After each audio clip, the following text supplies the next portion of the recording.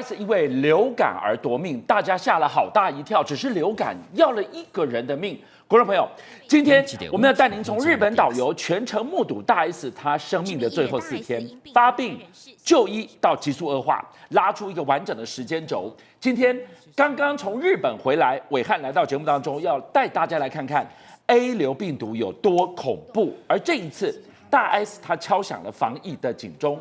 到今天，大家都在问哪里有疫苗可以打。今天居然爆发了10倍人数的抢打潮。台北今天更是传出打完明天就没货了，过完这个年才是台湾流感的高峰。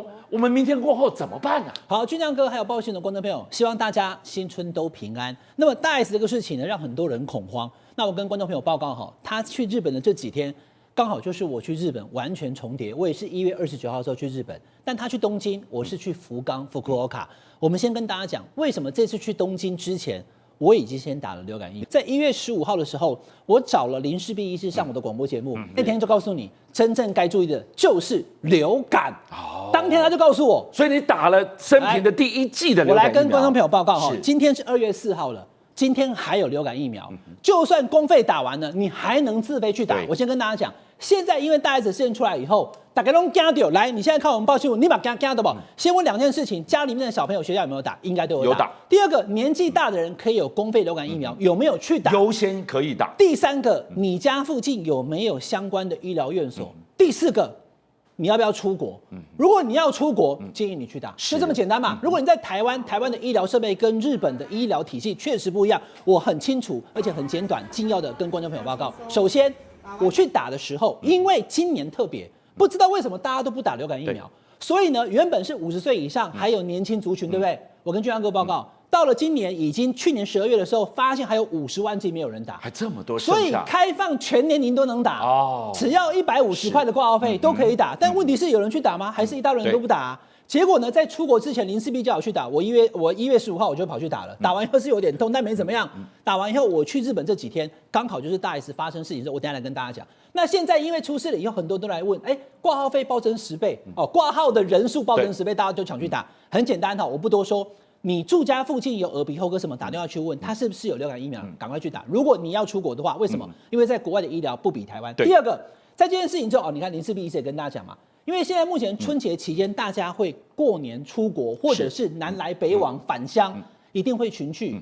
日本、韩国、台湾现在目前都是流感大流行。如果你没有打过疫苗的话，请你去打。而大 S 的这个事件的话，我跟大家报告是什么？他在1月29号出国的时候，他到了日本咳嗽哮喘，好。基本上应该很多人都遇到这种况我的咳嗽我就对，可能有一点气喘，我就哮喘。但问题是，你要知道，在发生这个状况之后，你后续的症状是什么？如果你已经虚弱到，你已经发烧到，你已经整个身体不是一般的感冒的时候，你就要警觉它可能是流感了。第二天1月30号，导游说他完全没有出门，而在你看到了日本的第3天，直接叫救护车啊，俊阳哥。等于是说，你看到29号到的时候出现的状况看起来不算太严重，就是正常的状况。可是急转直下，要到救护车的地步啊！重点来了，观众朋友还有俊江哥，他叫了救护车。箱根是温泉区，它离东京其实基本上有一段的距离，是那里的医院不比东京的大医院大，所以呢，他半夜送去了医院之后。居然又被送回饭店休息，只是拿药，那没办法住院，住在里面啦。所以你要知道哈，就是大 S 他基本上看小 S 他的 po 文，我们以家属的 po 文为准哈，就是得到流感以后并发肺炎，不幸的过世。对，那也就是在第一时间在箱根的医院跟诊所没有获得妥善的照顾，甚至没有确认是流感。后来箱根之后回到大都会区，就是东京的时候，再到大医院确定是流感，可是就像跟你看，2月1号确定是流感。2月2号就不幸过世了，4天而已。对，你看那个进程之快所以每个人的状况不一样。那这种时候，大家跟大家说，如果你在国外，因为日本基本上它医药分级，它从一般的药局跟有处方签的用药，跟到医院，跟到小医院、中医院、大院都不一样。如果你真觉得了，好观众们，如果你真觉得说家里面有的人已经看起来不对了。日本、台湾真的很近，2个小时，赶快买个机票，当天就回台湾。好，我想讲到这个地方，真的要提醒大家，绝对流感不是普通感冒而已哦。再来，现在热心的网友他们自主的疫调，对疫情调查要去看大 S 你到底在哪里感染的，是在日本吗？还是在台湾就把病毒一起带过去了？因为这件事情是个太大的悲剧，所以我刚前面讲过一次，再讲第二次，用家属的说法为准。那网络上网友大家会去勾稽啊，调查说，对，又是你，黑人陈建州会被点名了，为什么？因为大 S 去到日本的时候，为什么第一天会有咳嗽跟哮喘呢？王伟忠这个的夫人，她讲说没有，那天来我们的婚礼的时候没有怎么样，所以她到底去日本之前的状况怎么样？我们要看家属。可是因为来观众朋友，因为大 S 去日本的时候，如果是出发前就已经得到 A 流的话，哇！这种橡皮多后黑人跟范范现在目前洗不清，就是导播看这个，来俊阳哥，为什么这样子时间一勾稽就洗不清了？因为这个是伟忠哥女儿的归宁宴，是，所以呢，大小 S 把伟忠哥视如是他的导师，他的爸爸一样的，对不对？这个演艺圈的前辈，当然要去嘛。可是去以后旁边有谁？有大 S， 有小 S。还有范范跟黑人陈建州嘛，那又怎样？我要你讲要怎样，黑人就不行吗？不是，他们是姐妹淘啊。对，因为1月25号的时候，他们在这里一起照相这么近，对不对？对。可是3天前，秋他妈的，范范整家人得到 A 流住院，病恹恹，一家都 A 流哦。你3天前 A 流，全家 A 流啊，怎么还跑去参加喜宴吃东西，没有戴口罩？是。所以网友讲说，等一下，会不会大 S 的 A 流是被范范一家人给传染的？又摊上市了，好，那观众朋友，我们现在不知道，因为网络上大家去算时间，是不是你快好了，然后正好这个时候传播机特别讲的时候，你跟他一起吃饭，怎么得了还去参加喜宴呢？这个时候网络上现在在出征黑人一家，但是我就刚刚回答跟大家讲嘛，就以这个小 S 还有这个大 S 的妈妈他们最后的说法为准，是不是被传染我们不知道，因为你要知道照这样时间算的话，122、125、129，好像对哦，好，你看这个苏一峰医师讲说，这样看起来有可能哦，但是不是他们我们不知道。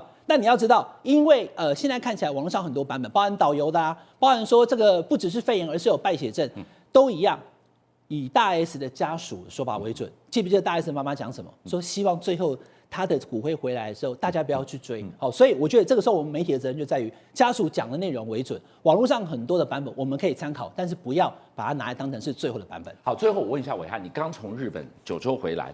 今天我看了一个很恐怖的描述，就是在日本以沿路走去，到处都是酷酷扫，扫嘎北田，有这么可怕吗？我来跟大家讲因为我们在很多地方都会区，像如果你去东京的话，你去坐3手线去坐地铁，人一定很多。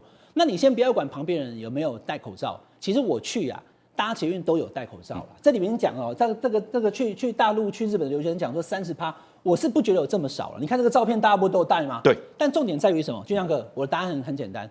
别人戴不戴你不管嘛，你自己戴就好啦。所以只要你在你的手张开的范围之内有人的情况之下，坐电梯还有坐电车，这个距离有人把口罩戴起来，打好流感疫苗再出国就安全了。大 S 走了，她的前夫汪小菲急奔来台，居然媒体拍到了他在大雨当中淋雨走了30分钟，落寞的回到台北豪宅。网友立刻吐槽：你演哪一出的？为了遗产来的吧？说到了遗产，大 S 留下的6亿遗产，2个孩子依法可分得2/3，而汪小菲是法定监护人，岂不全被他掌握了吗？还有另外一个人张兰，经营俏江南大翻车，欠下了43亿的天价债务。大 S 在世的时候被他们当摇钱树吃干抹净，大 S 留下了好几亿的遗产，就因为这2个孩子的关系，依法也都归给汪小菲母子了吗？没错，事实上这个大 S 过世之后呢，当然第一个时间来说的话，他的遗产或者他的这个2个儿女的这个监护权是非常重要的，所以在第一个时间里面来说的话，汪小菲昨天呢居然就抵达了台湾。那好，那抵达台湾之后，各位可以看到，我觉得他也非常故意。第一个，他就让媒体拍。那为什么他做这个寰宇的这个所谓所谓 VIP， 让你就是拍个够，然后拍个够呢，他还没说，哎呀，这个还90度的这种鞠躬，去想一下，这根本不是鞠躬嘛，他演很大，他已经就都可以摸到地。我认为说他根本在做这个健身活动这样的一个状况。你要说你写的 N 对称，然后让很多这个网友没办法接受是什么？他说什么？这个大 S 他永远是我的家人，然后还说，多为他说，多说他些好话，网友完全炸锅啊！他说最多坏话就是你啊，有谁在说他的坏话？就是你而已啊！所以那大家完全不能够接受，就是你，你才，你看他前一阵子还说什么他嗑药什么之类的，那都是你去警局报案，都是你在讲，人家说你在演哪一出啊？你这个演第一出就算了，就回到这个，你到台北来说，你再演，我怎么再演呢？好。这个晚上的时候，大家媒体因为都跟拍，他也知道媒体会跟拍他，然后跟拍他的时候，拍，突然之间他就回到他家之后回来之后，就像你知道什么？他在雨中淋雨啊，你去 N 队出来，明明你都知道会下雨，你可以撑个雨伞过去，你不要，那你就让淋雨回来，然后还故意用了很狼狈的这个样子，然后让他拍到说他好像眼睛泛红的这个情形啊，那为什么这样子？那他是怎样？人家就说他好像是从大 S 的豪宅方向回来，那因为大 S 的豪宅跟他在这个台北的住家两个就距离650公尺，走路只要9分钟就能够抵达，然后他在外面淋雨走了30分钟，那你到底在演什么嘛？所以你可以看到，从他下了飞机，把自己对折凹折的那样的道歉方式，上了那个里面的高尔夫球车，好好让你拍好拍嘛。你看，就这个动作是矫情到找不到形容词。是，我觉得最扯的是你刚提到淋雨那一段，对，没错。你今天已经上了你的车，对，你的豪宅一定有地下停车场，你居然可以淋雨半个小时，去让媒体拍好拍满，搞悲情。对，更恶心的是。9分钟的路程，你可以走30分钟，对，太恶心了。没错，好，那你要汪小菲演那就算了，实际上连他妈妈都在演了，为什么？我们就跟大家讲一下，如果真的假设汪小菲真的是他真的很在意大 S 之后，第一个，他昨天应该是去哪里？他昨天应该飞到日本去，对不对？他没有到日本去，他第一个时间是来到台湾。好，来到台湾说，那你还带着你的老婆过来？我觉得如果你要办后事后，你带你老婆过来干什么？好，再来就是什么？因为人家后来就这个去。知道说是之前汪小菲，因为这个张兰每天都在开直播嘛，人家就调出制片的画面，就这个画面，这画面是张兰在那边直播的时候，你可以看到，事实上后面是谁？汪小菲就进来了。好，汪小菲进来之后，两个人进行什么样的对话？来，观众朋友，你听听看。哟，帅哥来了。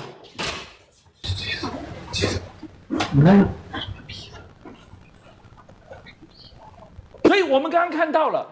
在那个 moment 的时候，张兰本来在化妆哦，对，这个吹公安的弟弟共，是他憋住了，对，所以在那个时间，汪小菲进来跟他说了什么？好，我们跟他讲，当时那时候是什么？汪小菲进来，然后这个他张兰知道他儿子来，说帅哥来了，就汪小菲疑似跟他说我急了，那急什么呢？他就说了个快嗝屁了3个字。他讲谁快嗝屁了？当然他讲的是谁，大家知道吗？因为那一天的时候，那时候大 S 已经在医院里面了。1月30号的这个直播现场，1月30号就是大 S 到日本的第2天，对，开始发病不舒服的时候，没错。今天大 S 被你们当摇钱树吃干抹净，对，人在生死交关的时候，你居然讲他快嗝屁了。对，然后他就说，后来的张兰没多久之后就中断了这个直播。好，那你就是说他们是不是在商量某些事情？好，那除了这个之外，现在又有人起底，就是说汪小菲，你昨天来台湾之前呢，实际上你在这个大 S 过世的第一时间，你做了什么事啊？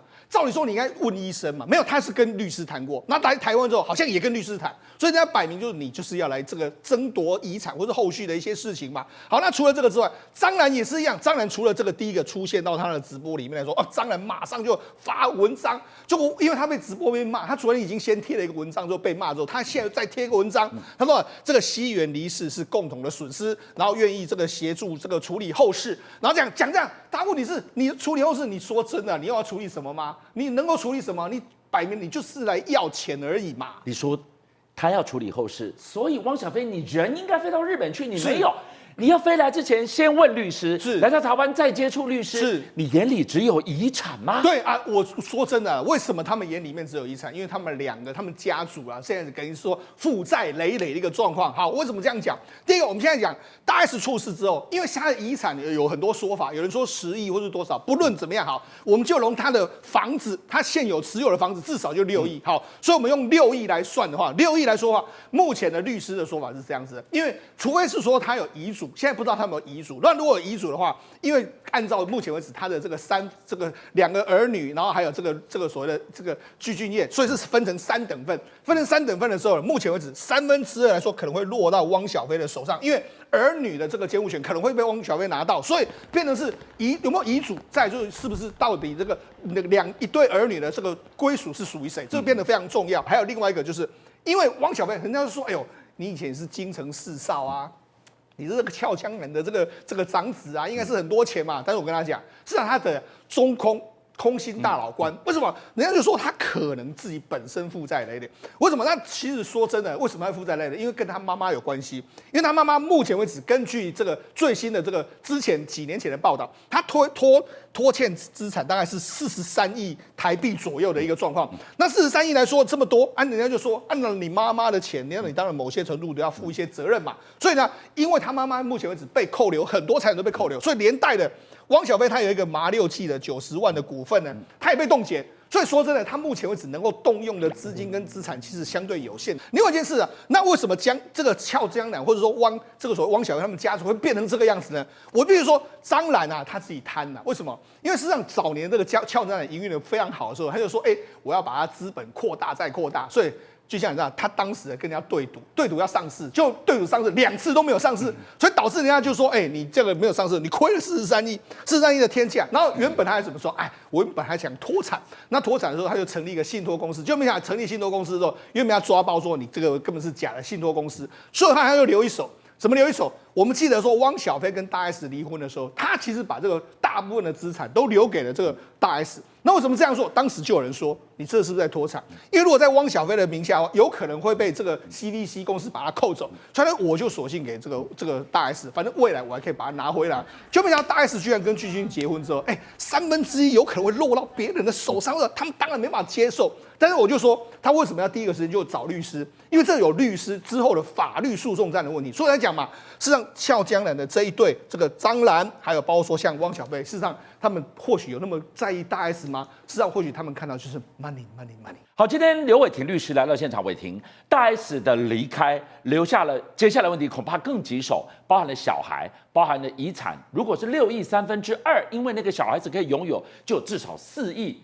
这4亿网友说：“哇，都归张兰、汪小菲，大家很不甘，这是法律问题，不是你甘不甘愿的问题。你怎么来研判？”好，而且不止你讲4亿，我想6亿都可能归他所有。目前来看，法律上面汪小菲并不是继承人，因为他早就离婚了，所以他跟大 S 是没有可以继承任何财产的。但是透过这2名未成年子女，因为这2名未成年子女，爸爸是谁？汪小菲，妈妈是大 S。那大 S 过世以后，唯一的法定代理人就剩下汪小菲了。所以虽然这些财产最后有2名的未成年子女继承了2/3，但汪小菲就可以透过我是他们的法定代理人来控制这个大 S 所留下来的这2/3的遗产。那再加上本身汪小菲是这2个小孩子的唯一的法定代理人，那他可不可以将小孩带到北京去，带离开台湾？他这一次来呀，这么急急如律令的来到台湾，昨天还淋雨淋了30分钟，我们在 N 多几出来。所以你的意思是说，他是为了小孩子赶过来的。换句话说，接下来我这样的推论对不对？如果他把孩子带回了北京，难道不需要任何人的同意吗？而如果孩子揽在他身边，就跟他到北京居住的话，后面的遗产我还怕拿不到吗？没错啊，就如你所说的啊，那只要带回到北京，你看后面包括遗产继承，谁说了算？这些小孩子没有办法签章盖印的，还是得这个爸爸说了算啊。所以后面这些遗产怎么样子管理，还是由爸爸就是由汪小菲跟具俊晔大家来协调。所以大家如果有印象，其实之前大 S 跟汪小菲其实是诉讼不断的，不仅有抚养费的诉讼，之前还有刑事案件，什么泄露个资的案件都有发生。所以汪小菲跟大 S 之间并没有大家想象或他表现说好像感情多好，或甚至多怀念他。其实现在2个人是水火不容的。那大家可以看看，他们现在其实还有一个官司正在进行当中。当时候大 S 跟汪小菲离婚的时候，签署了一个离婚协议书，上面有写1个月要给大 S 家就是包括小孩100万。可是后来呢，汪小菲没有履约啊，履约了一部分的钱，后面有一部分都没有履约。大 S 在110年3月以后都没有拿到这个抚养费了，所以最后才提告了汪小菲。那现在呢，这个钱还是继续在发生，每个月100万，汪小菲都没付啊。那我问你，所以汪小菲现在欠 S 家的钱是欠到大 S 离开的那一天，还是离开之后他必须一直付，一直付到小孩成年？所以这个钱是一直持续发生的。正常来讲，大 S 当时候就代表了2个小孩，跟包括这个离婚协议，来跟这个汪小菲来提起诉讼嘛，请求他继续抚养请求他继续给付这个抚养费。可是现在麻烦来了，大 S 一过世以后，这一个可以请求抚养费的权利人会是谁？他的继承人具俊晔跟2名的未成年子女。那2名未成年子女可不可以自己来为自己的利益来请求呢？没办法，因为需要法定代理人，法定代理人又变成汪小菲了，所以完蛋了。这场漫漫的司法诉讼大战现在很棘手，但才要刚开始。我们回到昨天晚上的汪小菲，你来看看他急急如律令的飞来台湾，又在雨中行走，又在媒体前90度的鞠躬，希望你们多说大 S 好话。凡此种种，难道不也是另外一种铺排，为接下来的诉讼，为大家为自己多攒一些柴火？要不然你看看这对母子在当初离婚的第一时间，坏话说尽，怎么样糟蹋大 S 的，现在判若两人呐、没错啊，所以我觉得他目前也是在做一个编排嘛。这个编排，第一个，小孩子是他最重要的筹码，他如果能够带走这2个小孩，后面包括大 S 的遗产，他其实就可以变成囊中之物。第二个就是现在正在发生的诉讼，目前汪小菲还是被告，在台湾还在继续被强制执行。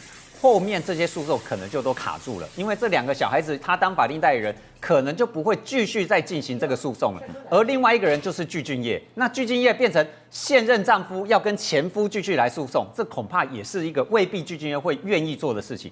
所以或许对于大 S 的死亡，对于汪小菲来讲是某个程度上一个债务的解脱，至少对于 S 家原本离婚协议的这一大笔钱，搞不好未来都不用付了。